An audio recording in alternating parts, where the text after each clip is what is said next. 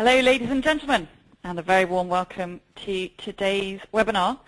I'm very pleased to be introducing Invapay and as our sponsors for today, and our speakers are looking in particular at purchase to pay, the magic steps to adding value through real end-to-end processing. So I extend to you a very warm welcome indeed. Many of you have been on our webinars before, but for those of you who are new, my name is Susie West, and I set up sharedserviceslink.com 4 years ago now, and specifically to help this market mature and adopt enabling technologies like the technology and application we're going to be looking at today. So we extend best practice information to the shared services market through webinars such as this one, through reports, through conferences, and purchase to pay, as you can imagine, being such a central theme to shared services organisations, is a very, very key focus for us. So if you're not already a member, please go online and become one, and you'll be interested to hear that a new development on our website in the last fortnight really is the Solutions Directory, and within the Solutions Directory you can search for all kinds of tools and technologies that help you with a particular problem. And you, again, won't be surprised to hear that Invapay has a very comprehensive profile on that. So let's have a look at the agenda for the next 60 minutes. I'm going to touch on how the session works, move on to a little bit of context about why we're actually having this session at all, and then I'll be handing over to our 3 key presenters for the session. I'll then take your questions in the last 10 minutes of the webinar. In terms of how this session works, very straightforward platform. If you have any technical questions, we do have technical support on the line to help you. Really importantly, please do make this a two-way dialogue. We love your questions. And how that works is you put those questions to me in your free text box in your GoToWebinar panel. The sooner you get them over to me, the better. More likely it is that they will be asked. I will then put those questions to the speakers in the last 10 minutes of the call. So please make a note at some point throughout this webinar as to what question you would like to have an answer to, and do capitalize on this use of your time.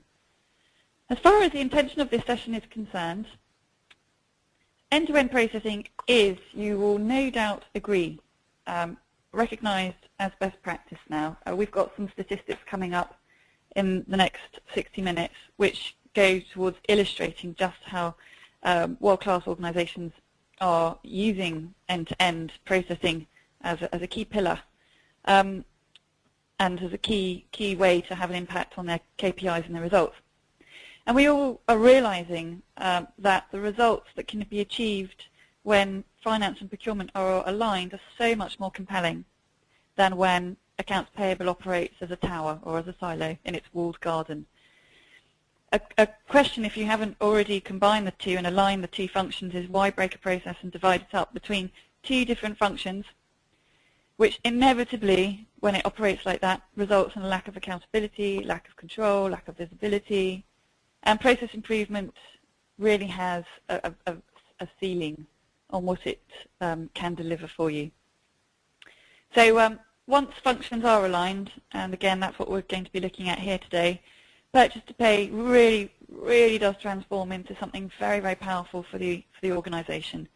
It transforms into a value-adding machine to the finance function, but also for the rest of the business. So without further ado, I'd like to introduce the first speaker for today, Sid Vasili, CEO at Invapay. Over to you, Sid. Thank you, Susie. Hello, everybody. Welcome to our presentation this afternoon.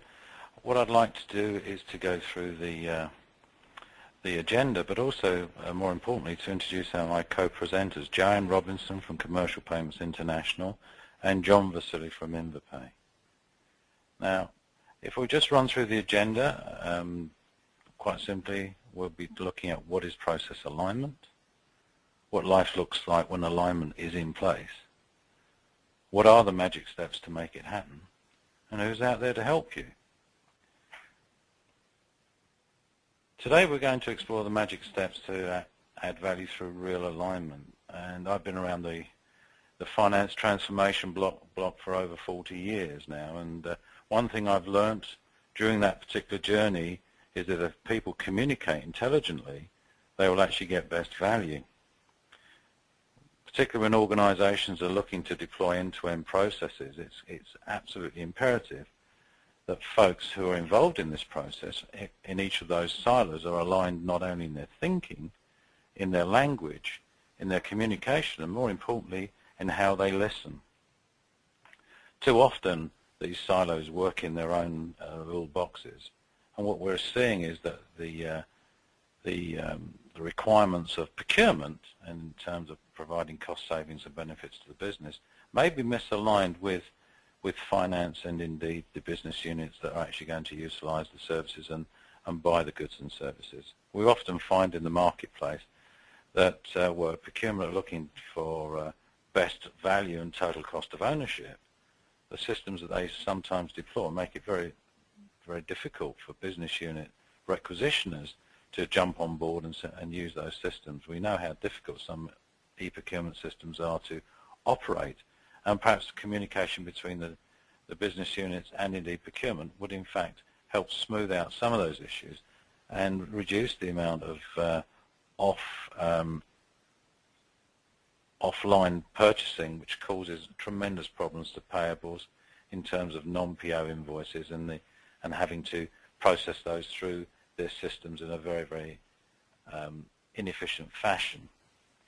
Three-way match is the mantra of payables, but of course if you have got a poor quality PO or non-PO invoice, it's very, very difficult for them to meet their KPIs. At the end of this, finance actually has to produce deep and meaningful financial information so they can report to the CFO. Our European research shows that technology was not the problem, nor was securing agreement that top quartile procurement and P2P is needed. There's a general agreement that doing this properly not only makes sense, but probably is essential. Now, the top grief was cultural issues. By this was meant behaviour and attitude of mind, getting people on board, overcoming the fear of the sheer work, challenge and change created by adoption, and for others were systems, business requirements, compliance and governance, and getting finance, procurement and the CFO aligned. In fact, you could argue that all these griefs are in fact to do with culture. They're certainly people issues. But what is absolutely clear is that technology and process give everybody the capacity for action, but nothing more. The hard thing is getting people on board. At the heart of this subject is a people issue. How do you align procurement and finance to drive compliance? How do you get the process efficiency that you require and working capital optimization? You've got the right technology. There's SAPs and Oracles and other solutions out there. But at the heart, you've got to get people working together.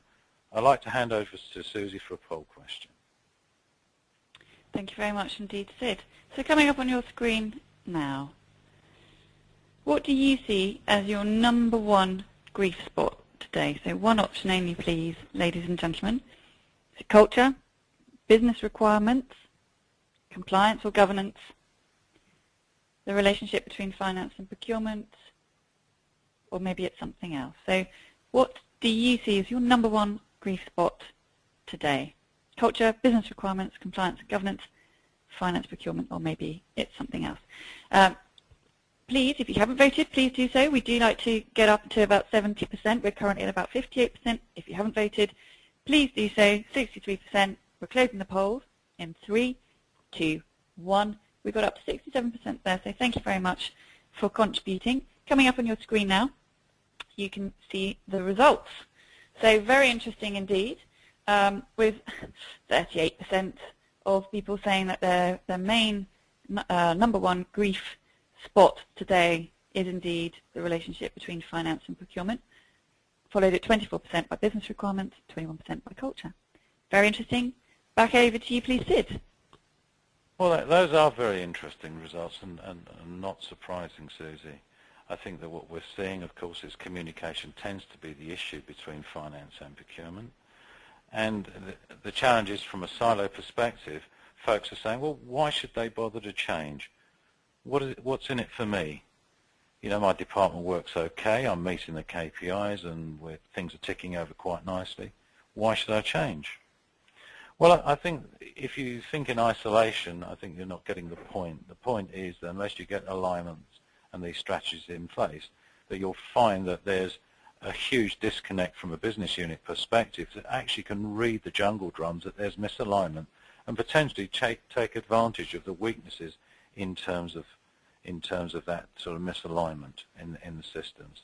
And that's why in general circumstances they go off-piste and they actually order goods and services direct on the telephone and bypass the procurement system, try and expense some of these particular transactions rather than go through the process of actually going through an authorization and utilizing the systems that were designed to put good governance in place and control and give you visibility of commitments. And I think also the other thing that they're missing a trick on is they need to understand from a customer perspective, are they delivering best value and service? And of course from a pure business perspective, are they actually achieving cost savings throughout their processes and alignment strategies that are actually going to deliver value to the bottom line of the business? There's ever increasing demands of shareholders to actually get more shareholder value in today's climate, but also creeping up behind that is in fact the ever increasing demands to improve compliance and audit, particularly in line with the Bribery Act that's just been introduced by Parliament. Finance pressures on business are caused by inaccurate cash flow forecasting and visibility of commitments. So really good end-to-end processes deliver a wealth of value to the organisation. Here's a little extract that I'm going to read from you out of the Hackett survey on working capital. In years with stagnant revenue and declining margins, working capital becomes the best source of cash, since in most cases companies use cash primarily during the first 9 months of the year. The key will be to ensure that continual process improvements are maintained when growth returns. This can be done by keeping a strong focus on working capital management. This year's survey found that working capital deteriorated by an astounding 8.2%, the largest drop in the last 5 years. In addition to the weak economic environment, other factors have increased the market volatility and diminished expectations for the global economy, and these include the impacts of inflation, the availability of credit, unanticipated changes in consumer preferences, reduced consumer confidence, and increased unemployment. So I think what we need to remember is that companies know that the cheapest source of cash is effective working capital management, and any cash freed up by tactical procurement, process alignment, general communications can fund ongoing business operations without actually causing the business stress and strain from a cash perspective. So what does this mean to you and the business?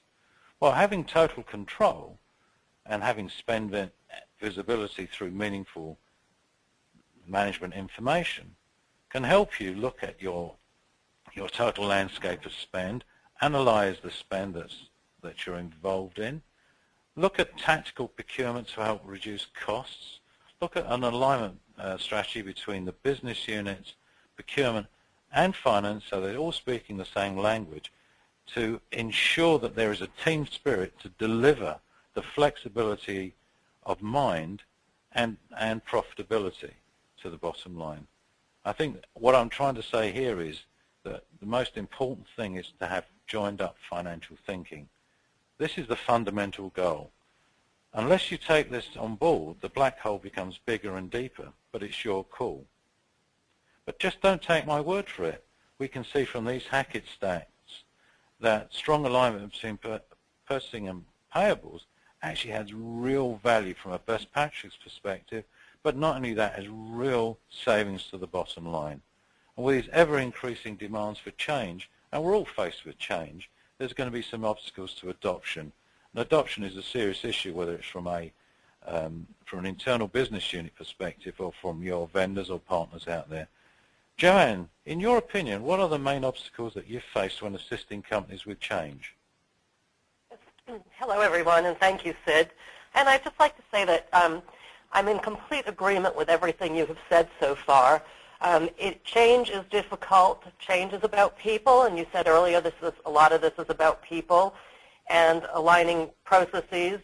But we see working with financial institutions and end users a lot of resistance to electronic payments, to end-to-end processing, to all of these what we consider improvements or best practices. So they should be screamingly obvious that the benefits delivered from these far exceed the cost or the investment.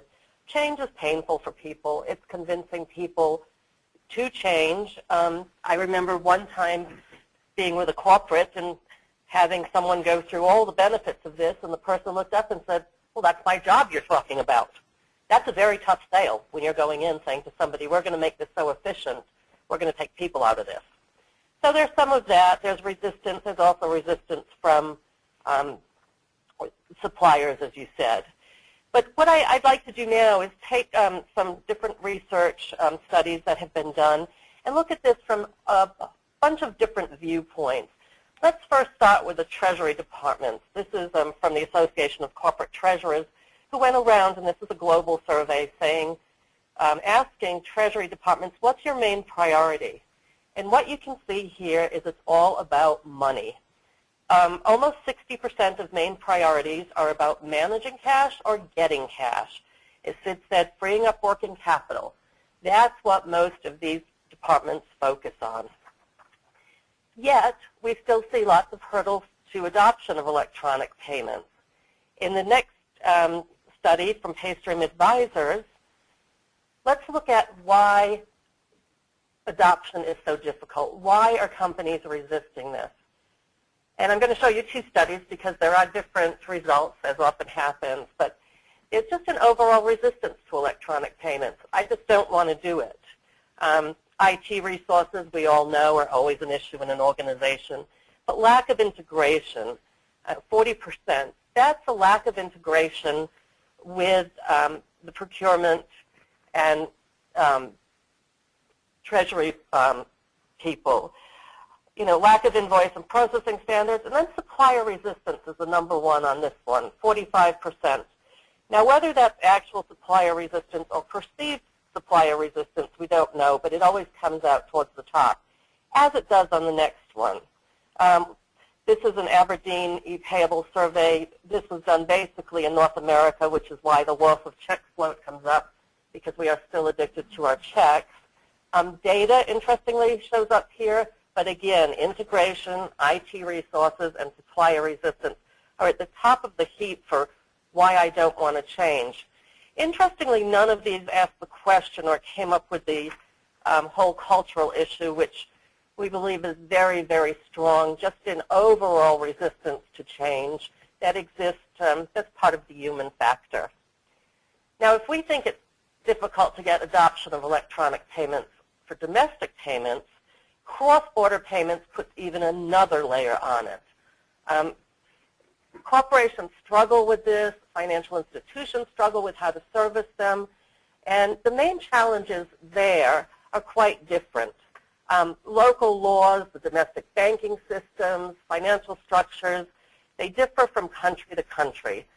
They can be quite arduous in some countries. They can be quite open in others. But the fact of the matter is companies have to be aware of these from country to country, and it makes it very difficult. There are no global or even regional standards. Things like SEPA coming about for Europe, but that's not even standardized, as we all know.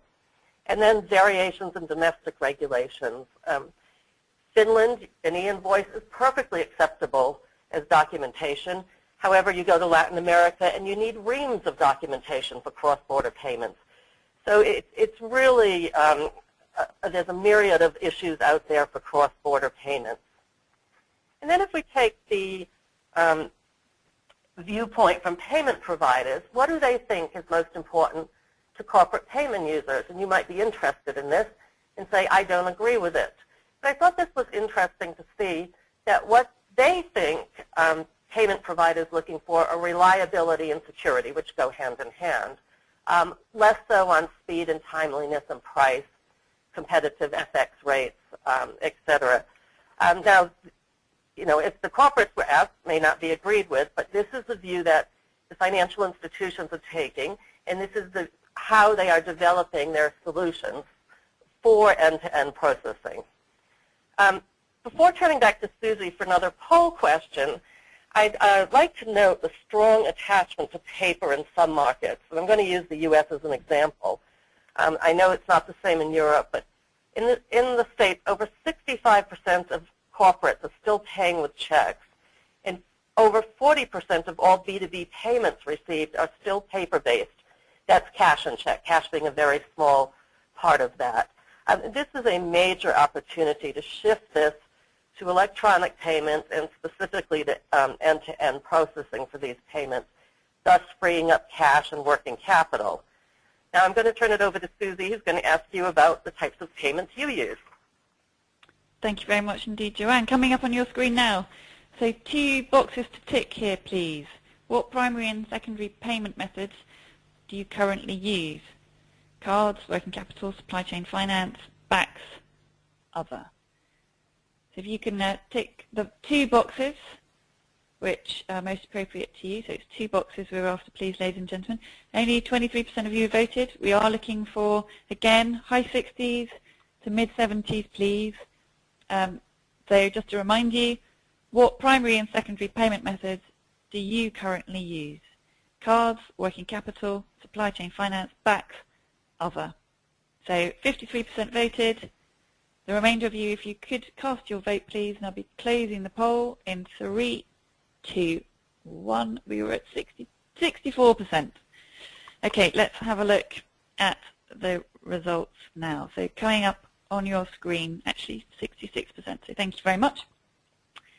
Interesting results there. 52% using BACS, followed 35% by cards, 32% supply chain finance, etc. So interesting results.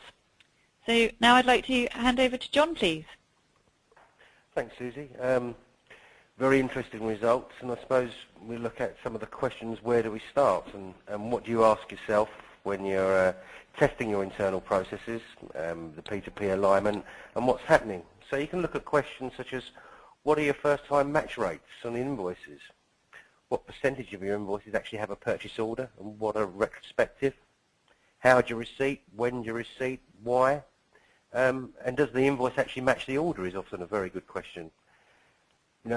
Following on from that, what are your terms? Do you have normalized terms? Do you actually pay to terms? Can you achieve that through your process? Can you achieve early settlement discounting? Do you have the data to provide the analytics, the ability to report in real time, to achieve discounting and achieve your terms? I think they're very important questions to start with. There's a number of questions you can ask wrapped around those. And I think the fallout of those questions and the responses and the answers will actually provide you with key indicators.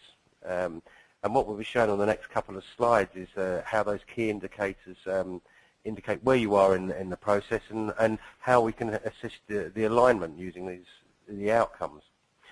So, if the outcomes of some of your questions bring you to 80% and you understand that your internal departments and processing are working, you're doing okay. You've got some good alignment. There's a few tweaks that could be made there, and the processes could be tighter and the communication could be better, but you're doing okay, and you're probably in the top quartile of shared services.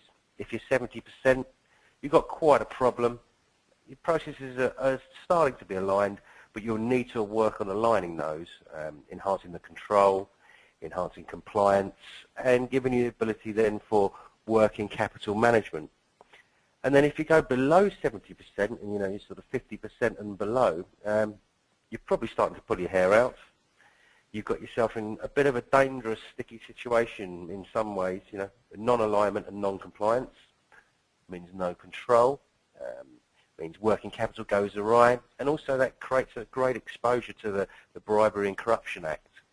So you really want to be aiming for 80% plus, and the key to that is what we call a financial conversation, and it's hard work. There's a number of members of your staff and teams that are required to be involved in that, but it allows you to get down to the nitty-gritty. And what we put together is, through those conversations, what we call a magic triad. The stakeholders contained within this triad are the best point for joining these financial conversations, including the CFO, the procurement team, and the finance team as well. And once they're involved, and it's hard work getting them involved, you can start building some alignment and some joined up financial conversations, and you can achieve some real results, which we'll be showing you on the next couple of slides. So once you've got alignment, the efforts do really pay off. You can see here from Hackett, looking at the aligned businesses out there, that they have 119% lower cost per transaction across the PO and invoice landscape, and that's what every business is trying to achieve. You've got higher visibility, higher adherence and adoption to payment discounts because you've got that control and that early visibility, and a higher rate of suppliers on standard payment terms. So the CFO can manage that cash flow of your business with the visibility, the lower cost, and normalising terms and discounting. And moving on from that, once you've implemented, this is when what people term as the magic happens. And if we look at the per purchase order cost between a top performer and a non-top performer, Hackett have identified there's an $11.40 saving in the year across top and non-top performers. And that's just by providing some conversation, some alignment, and some tighter processes and understanding. And then on the per invoice processing cost, there's £2 or $2.76 differential into top and non-top performers. And that's quite astounding when you look at the thousands of invoices that are processed against POs within businesses. So these are really confirming that strong alignment between procurement and finance and payables is really the key to success. And today it's not really an option. You've got to be compliant. You need an efficient and effective P2P process that provides you this visibility, control, compliance that your business is crying out for. And of course, removing any exposure to things such as the Anti-Bribery Corruption Act is all very important, and that can happen through joined up financial conversations. I think what we'll do now is we'll hand back to Susie just for another poll question and show you how we can move forward with this. Thank you very much indeed, John. So appearing on your screen now, quite a binary poll here. Two simple responses. Do you currently have visibility of the spend information that you require? So either yes or no. 57% of you voted, 60%. If you haven't already voted, please do so. I'll be closing the poll in 3, 2, 1. Thank you very much. Up to 74% of you voting there. Coming up on your screens now. Interesting results. Do you currently have visibility of all spend information that you require? 34% of you said yes, and 66% of you said no. Thank you very much, and now I'd like to hand over to Sid, please. Well, thank you, Susie. I think another question that we should have asked as part of that whole question is just how easy was it for those folks to actually gain the information from their systems and processes to allow them to report back those numbers. We often find in the world that we travel in is Excel spreadsheets seems to be the most efficient reporting mechanism, because a lot of these procurement systems and ERPs actually have very, very narrow reporting capability, and it's just too difficult. And the question that I would ask there is, having these multiple spreadsheets across the business, what risk are you facing in terms of your reporting? Are you using the current and latest version of the numbers to help you with your reporting processes? And whenever we actually ask during conference time how many folks actually trust Excel against their ERP, there's an overwhelming thumbs up for Excel as opposed to trying to get data out their ERP, because it's much easier for them. So I guess that's where misalignment really actually can actually be very risky from a business perspective. Aligning these processes in an intelligent fashion will give you the spend information, and more importantly, I would suggest the commitments that folks within the business are making for and on behalf of the business. And all too often we find in the payables area invoices arriving on through the post room that nobody has the foggiest clue who they belong to and where the commitments lie. And when you're trying to do your month-end close and your accruals, and having so many non-compliant invoices in the shop actually causes a major issue. So let's think about the magic steps. And Joanne, I'd welcome your thought processes on this. And paper is a huge issue for global corporations. I'm still amazed today in 2011 that we're still talking about 2011 being the year of the e-invoice, and yet e-invoicing has been around since 1965. So adoption seems to be a huge issue there. And still in 2011, we're still using scanning technology to capture this information. What's your take on that, Joanne? I agree with you. There's way too much paper still left in the system. The technology's been around for many, many years to get it out of the system, and those benefits immediately go to the users of that technology through, just as you talked about, reconciliation, matching invoices, working capital's released. The list is almost endless. But it doesn't seem to be happening very fast, and I think what you said earlier, Sid, it goes back to that. It's culture, it's resistance to change. It's some people are scared of the unknown. I've been doing it this way my whole career. Why should I change now? My company's always done it this way. We're perfectly happy with this. And we hear those pushbacks over and over again. I guess you're right, Joanne. I mean, it seems like nobody wants their cheese to be moved in any way, shape or form. They want to continue in their same comfortable process. And I guess at the end of the day, any process improvement and could affect jobs. So I guess people are actually sort of fighting to maintain their turf. But, I think that life has to move on. You have to change. And I guess as part of the magic steps, let's consider a review of your systems. Are systems that were deployed 5 or 6 years ago fit for purpose for today's marketplace? I mean, we have this erroneous issue where most systems don't actually report intelligently through their reporting engines, that folks are having to use Excel to do their reporting. The question is why? I mean, I don't know how much management time as a percent on a weekly basis is spent updating spreadsheets as opposed to doing work that can be capitalized by the business.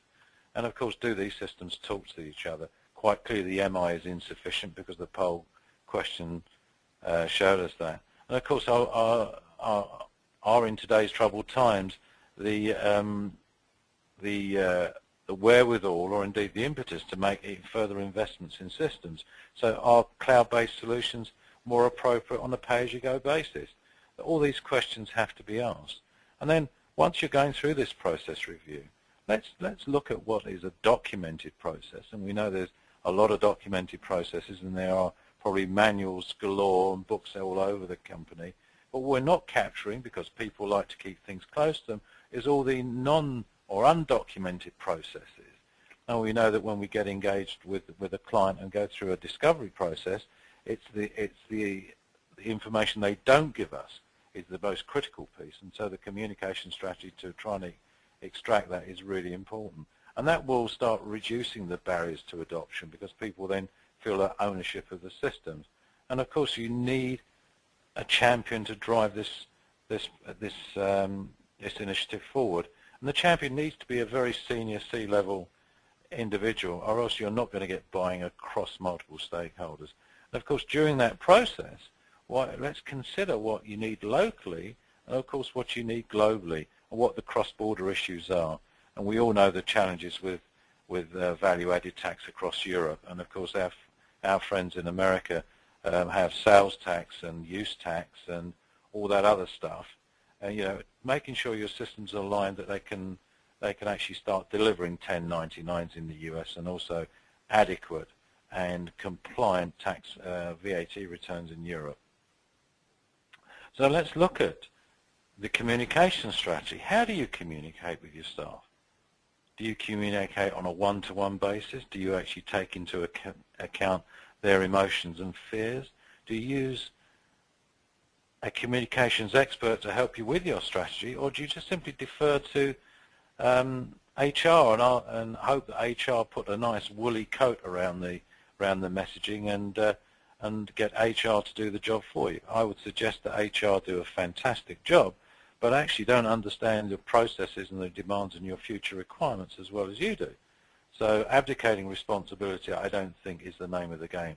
You've got to take this bull by the horns and actually communicate intelligently in a manner that your folks will actually buy into change.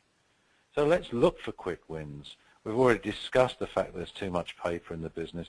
Do we continue on that process until there's another silver bullet, or do we start looking at electronic transaction operational excellence and look at potentially using an e-invoicing strategy to at least get your vendors to buy into the process? And the pushback from vendors with e-invoicing is quite clearly the first question that comes to mind.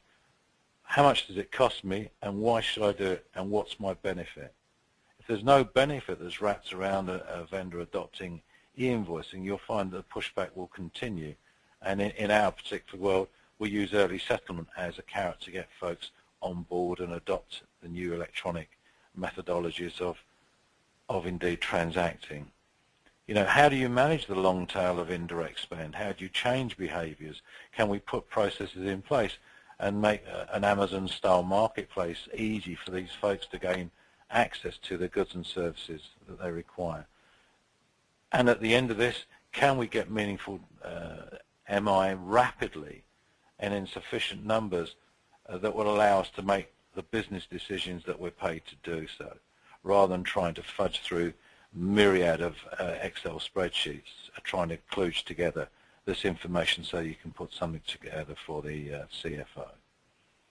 And of course, in life, there's a lot of plug-and-play solutions, pay-as-you-go solutions to minimize any capital commitment and risk, proven solutions in the marketplace that may actually add a layer of process and control that's going to be very, very easy to deploy. And of course, the long-term goals we know are cost reduction. We're all faced with this heavy burden of trying to rip out more and more cost of our business. And at the end of the day, compliance is a huge challenge for us. It's a very costly challenge, and we've seen over the last several years the myriad of additional compliance measures coming forward. I mean, Invapay itself has registered and complies with the Financial Services Act, and we understand how compliance can impact the business, both from an agility, efficiency, and also a cost point of view. Let's look at how we can get this process efficiency in such a manner with our folks buying into change to improve our customer service. At the end of the day, we all live for our customers, and our customers are very, very important to us. So I think that the magic sticks that we're talking about now are not new, but they're common sense.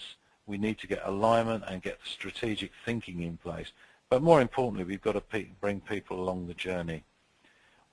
And of course, KPIs are another challenge for us all. There's KPIs coming out of folks' ears. They're falling off the desks everywhere. And what are meaningful KPIs? You know, percentage of invoices under queries is a very, very meaningful KPI. How can you manage your days payable and your debtor days without actually having compliance from an order to invoice perspective? Number of invoices in dispute are extremely costly for the business, and unless people are actually following process, that KPI is of serious interest. And also think about it from the other side. Think about it from a receivables perspective. You know, if you're actually promoting best practice within your business, perhaps you can help promote best practice within your customers' businesses, so it doesn't impact on your DSO, so that you can actually have a more rounded relationship with your customers and ensure that your cash flows are actually level and for the benefit of the business. And so I think that all these KPIs have a lot of value to the business.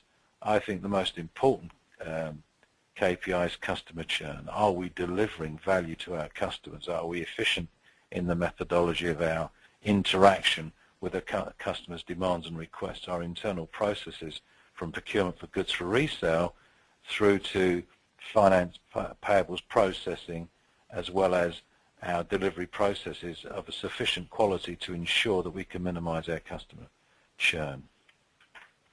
And of course, there's a lot of critical success factors that we need to consider. And as Joanne said earlier, everything is wrapped around money, positive cash flow, the ability to ensure you've got revenue growth, access to finance, and which will give you access to finance and profit margins. How happy are your customers? If they're deliriously happy, they're going to buy more. If they buy more, they will get more investment in product and service development and help you build more intellectual capital for the business. And you might say this sits outside the alignment of finance and procurement, but actually it's a whole company ethos, including marketing and sales, as well as production and delivery. You've got to get all of those processes aligned to maximize the value of the business and, of course, give your customers what they're looking for. And that will lead to more strategic relationships, not only with your customers but with your partners. But as an add-on to that, and I think one of the things that's really incredibly important is attracting the right quality of employee to the business. I think that's a key to this. And not only that, retaining the right folks to help your organization meet its goals. And of course, green issues and sustainability are a huge platform today, and there are, of course, huge demands for our customers, whether working with private or public sector, to ensure that our green credentials in place, our carbon footprint is minimized. And the only way that we can report that back is if we've got aligned processes and our systems that can deliver the statistical analysis that you can deliver up to your customers. I'd like to hand over to Joanne right now. Thanks, Sid. Let's look at a couple of myths. This ties back to the hurdles to adoption that I talked about earlier, because these myths throw up the hurdles, or you could say vice versa. What are the myths that we hear all the time? My organization is too complex. I'm different.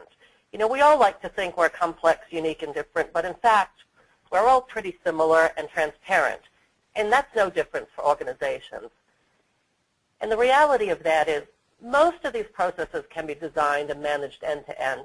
Yes, there may be some localization required. That happens with all different types of processes. There's little either legal requirements or other requirements, cultural requirements for company or country, but most of these can be designed and managed end-to-end. And the other myth we hear over and over again is, but I'll lose control. If the more control I have, the more efficiencies and better compliance I have. Actually, the more control sometimes means the more money you spend on things you don't need to. There needs to be a balanced approach of risk and control, optimizing the P2P channel strategy and enables efficiencies. An example of this is of people using purchasing cards, P-cards. There are companies that literally audit every single transaction. And so they are taking the savings that they get from using the P-cards and the efficiencies and spending them on the control side. So here's where, reality check. How balanced is your risk and control? You really need to optimize it. It's not just controlling it 100%. So I want to ask John, how in your experience do you assist clients with these issues?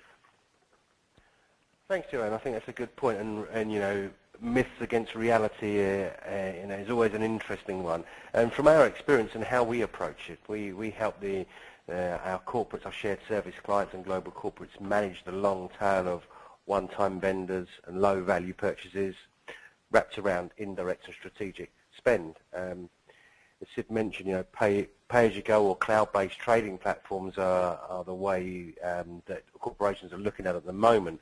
And we offer a portal which provides visibility, control, and compliance, which everyone is crying out for. And that enables the reduction and the removal of this miscellaneous spend, trying to work around systems and processes, because that's the path of least resistance. And your business rules in your business are important, and all of our transactions are PO driven. And we also take responsibility of the vendor management and collaboration, which is traditionally a huge cost within the business. And everything we do is wrapped around data, so our transactions are line item detail, and they've got all the detail in the information there you can do for your spend analytics.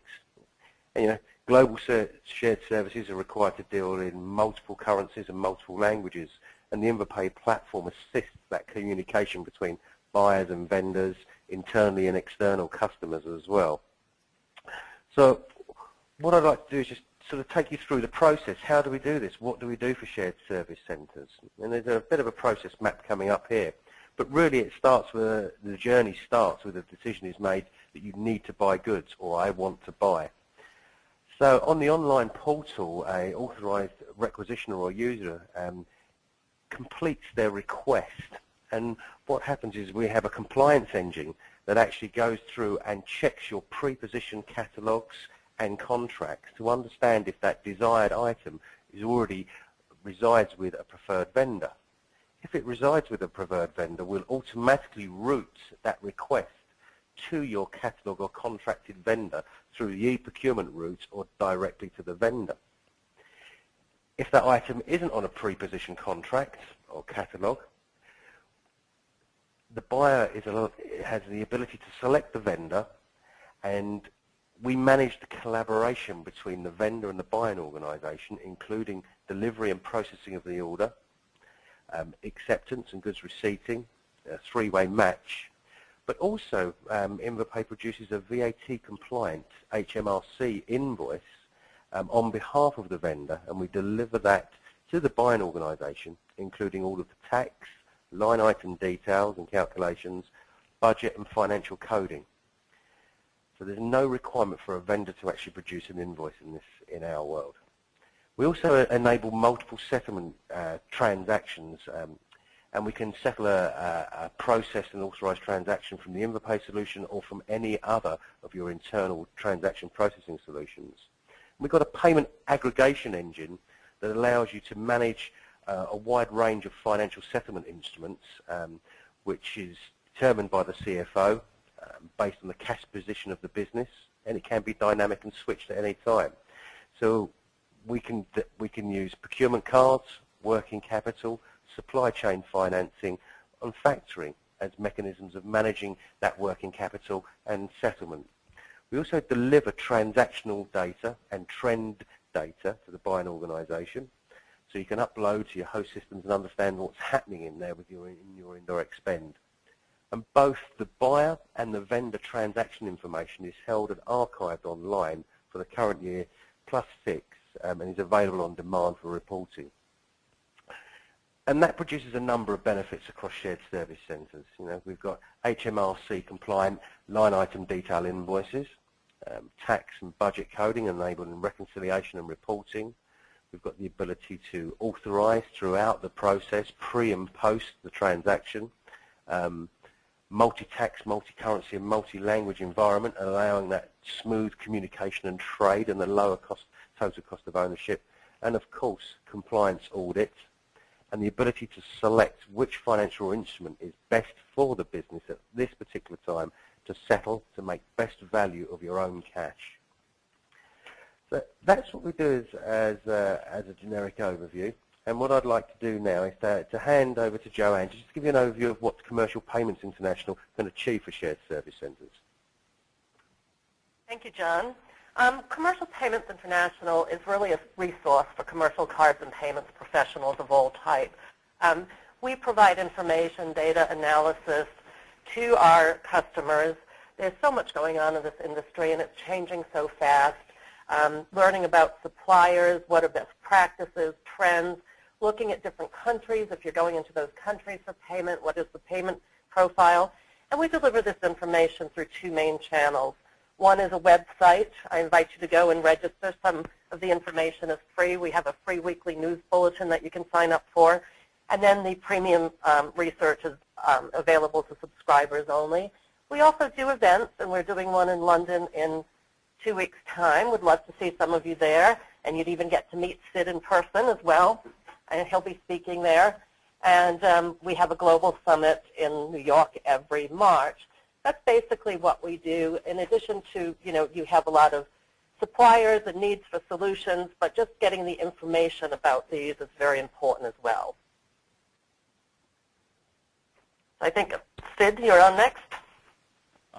Thank you, Joanne. Yeah, I've got to say that we've actually been working with Joanne and at her conferences for the last 4.5 years, and found that the content and context of the deliverables are quite magnificent, and it's a lovely mix of not only banking and finance folks, but also real life companies that actually do have challenges. So let's do a little recap. Let's look at your current processes and establish whether they're really fit for purpose. Are they really going to work in this competitive world if they're 5 years old? What can we change people's attitudes and behaviours? Does your communication strategy take into consideration the emotion and fears of your people? Can you accurately forecast your cash?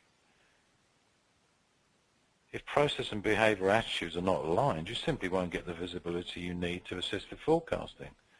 This leads to perceived lack of control, which will impact on compliance and risk.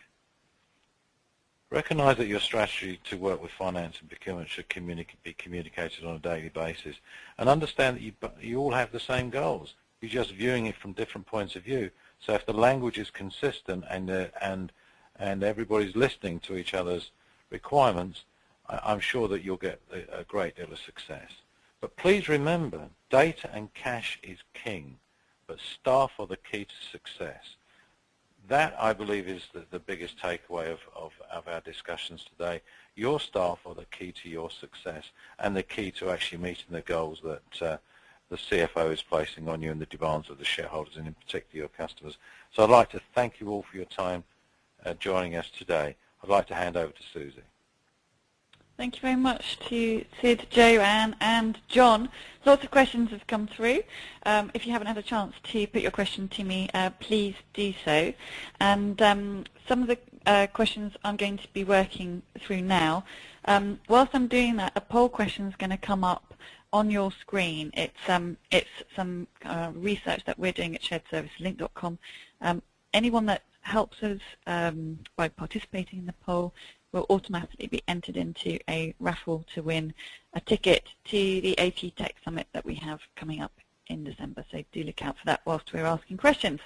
So question number one, I think probably most appropriately put to you, please, Sid. As far as managing the kind of the long tail, how do you manage but also assess vendors? Thank you very much for that question. Susie, we go through a process of onboarding the vendors for and on behalf of the buying organisation, and during that process, depend on the category of spend, the value of the spend, we can go through multiple assessment processes. The same risk due diligence that one would normally go through when you're setting up a vendor on an ERP, we take over that responsibility and we can add additional weight and look at assessments not only from a financial perspective, but also from a health and safety perspective, green credentials, and other analysis that may be required. For instance, if you're looking for a window cleaner, do they have the right level of insurance? Are they insured to work at height? Are they certified to work at height? And things of that nature. So it's our job to manage that process and take it away, that noisy process, take it away from the internal stakeholders to give them time to do their business. So we take the entire responsibility. We then report back to the buying organisation, and also we do a risk assessment, a financial risk assessment on that particular vendor, and then the corporate makes the final decision of whether they wish to continue to trade with that vendor or indeed start trading with that vendor. I hope that answered your question. Thank you very much. Lots more questions coming through. I think this one is probably more appropriately placed for Joanne, please. So Joanne, obviously card programs are on the agenda of shared services organisations, yet probably still relatively seen as the kind of the poor relation, if you will, the unsung hero. They're not really as prolific as perhaps you would naturally assume, seeing that the kind of drivers for shared services is about process efficiency and cost reduction. In your view, why would you say a card program is perhaps utilised on a domestic basis but not perhaps widely taken out on a kind of multi-country basis? That's a very good question, and it's something that a lot of organizations struggle with. I have a very good, say, purchasing card program in my home country, and I now want to take that same program to another country or multiple countries. and we see this all the time. Some of the things that we talked about, cross-border payments, exist here, requirements, regulatory and legal, specifics in the country about payments, but also the setup of card programs make it very difficult. There are very few issuers who have the capability of doing cross-border programs, so some of them do partnerships, so you end up with a string of banks with different programs, and they are going to vary. And we hear over and over from corporates what they want is a program with the same features and the same legal agreement. First of all, every country needs a new legal agreement. There's no way around that. And the other thing is, as far as the features go, you get into things like rebates. They're high in the United States because of the interchange rates. They're lower in Europe and other places. So the standardized holy grail that everyone's looking for is probably not realistic. But cross-border or multi-country card programs can deliver a lot of benefits and process efficiencies to companies, especially the ones where they roll up the data and do one data feed and reporting. So there are benefits, but there are challenges with them, which is probably why we don't see as many as one would expect. Okay, thank you very much. And for those of you who have participated in the poll so far, I'm just leaving it open for a few more seconds. We've had 53% of you vote. Please, for those of you who haven't, please do so. And just remind you, those who are entered into a raffle for a free pass to the AP Tech Summit in London in December. Moving on to what I believe could be our final question. E-invoicing has come up within your solution suite, Sid. Could you just talk to us a little bit more about how the smaller invoices, the smaller suppliers might actually create an electronic invoice with your solution? I'd be happy to do so, Susie. We take responsibility for the collaboration between the buying and the selling organisation, including the delivery of purchase orders, online chat information, and so on and so forth. But as part of our process, we operate as soon as the buying organisation has actually goods receipted the vendor's deliverables. We actually generate an e-invoice for and on behalf of the selling organisation. So we do it automatically through our platform, and that's delivered through to the buying organisation as part of the authorisation and settlement process. So not only do we take responsibility for doing that, so the vendor doesn't actually have to adjust his systems to make any changes whatsoever, we then also provide the vendor with a file to download so they can import into their own accounting system. In addition to that, of course, because we're effecting the settlement for and on behalf of the buying organisation, we generate an electronic remittance advice, payment schedule information, and payment information going back to the buying organisation.